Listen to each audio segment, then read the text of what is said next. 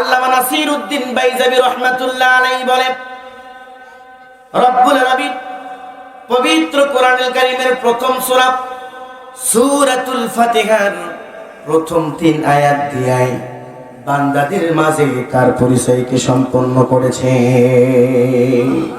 সুবহানাল্লাহ। তাও আবার কেমনে?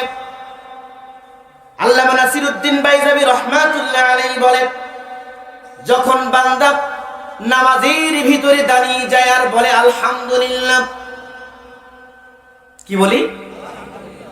আলহামদুলিল্লাহ, তখন আল্লাহ রাব্বুল আলামিন বান্দার সঙ্গে সাথে সাথেই প্রশ্ন করে তার পরিচয় সামনে আগিয়ে নেন।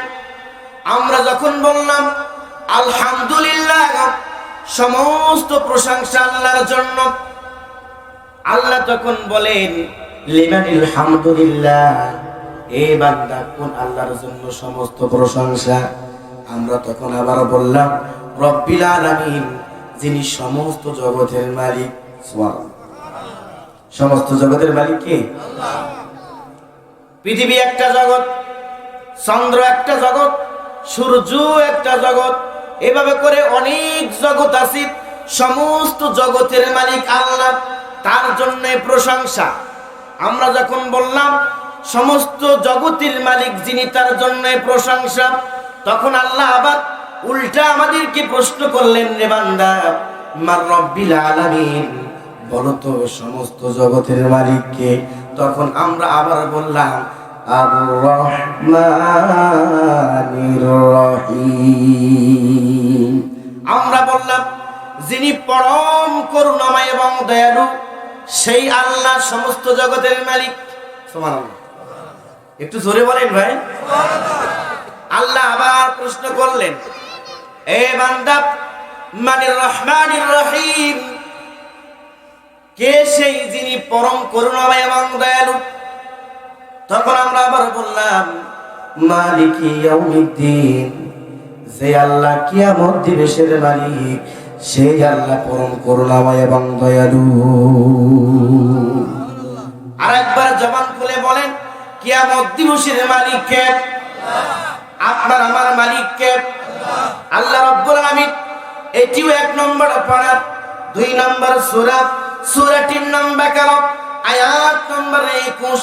রব্বুল আলামিন বান্দার যে মালিক তার প্রমাণ দিলেন। আল্লাহ বলেন, ইয়া আইয়ুহান নাসু উবুদু রাব্বাকুমুল্লাযী খালাকাকুম ওয়াল্লাযীনা মিন ক্বাবলিকুম লাআল্লাকুম তাত্তাকুন।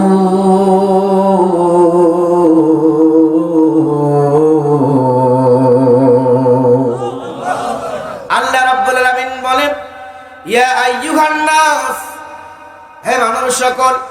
এখানে সমস্ত মানুষকে ইন্ডিকেট করেছেন, শুধু মুসলমান না, হিন্দু, খ্রিস্টান, বৌদ্ধ, নাসারা, ইহুদি সহ, মুসলমান সহ পৃথিবীতে মানুষ হিসাবে যেই জন্মগ্রহণ করেছে প্রত্যেক মানুষকে ডাক দিলেন, ইয়া আইয়ুহান নাস, হে মানব সকল, উবুদু রাব্বাকুম, তোমার রবের ইবাদত করো।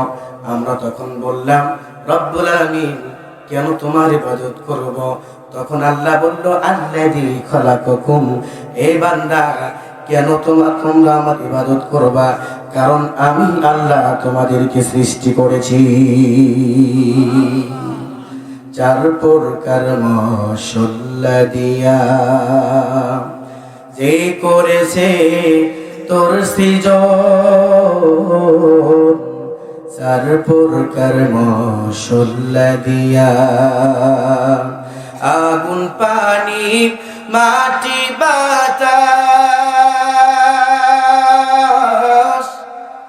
একযোগে করিয়া প্রকাশ। আগুন, পানি, মাটি, বাতাস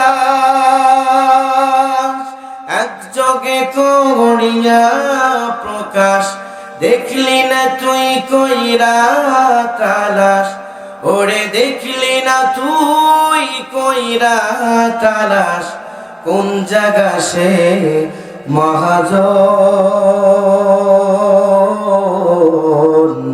যার প্রকার মশলা দিয়া যে করেছে তোর গঠন,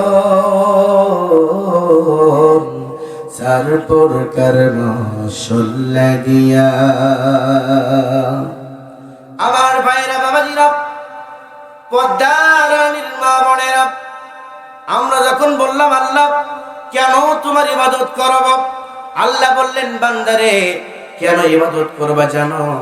কারণ আমি আল্লাহ তোমাদেরকে সৃষ্টি করেছি, তোমাদের পূর্ববর্তীদেরকেও সৃষ্টি করেছি। সুবহানাল্লাহ। যে মানুষ তার ভিত্তিমূল চেনে না, ভিত্তিমূল জানে না, ওই ব্যক্তি জীবনে সফল হতে, তার সংক্ষেপে করছি। তার মানে হলো আমরা যখন কোরআন পড়ব, কোরআন বুঝবো, তখন আমরা বুঝতে পারবো আমাদের রব কে, আর আমাদের রব আমাদেরকে কে দিয়েছে। আমরা তো সবাই মুখে বলি আল্লাহ আমার রব, সবাই তো মুখে বলি, কিন্তু বাস্তব জীবনে রুবুবিয়তের প্রমাণ আমরা তো দিতে পারি না। রব তো বলি আল্লাহ, যখন রব ডাকে রবের হুকুমে তো সাড়া দিই না। রব কখন ডাকে বলেন তো?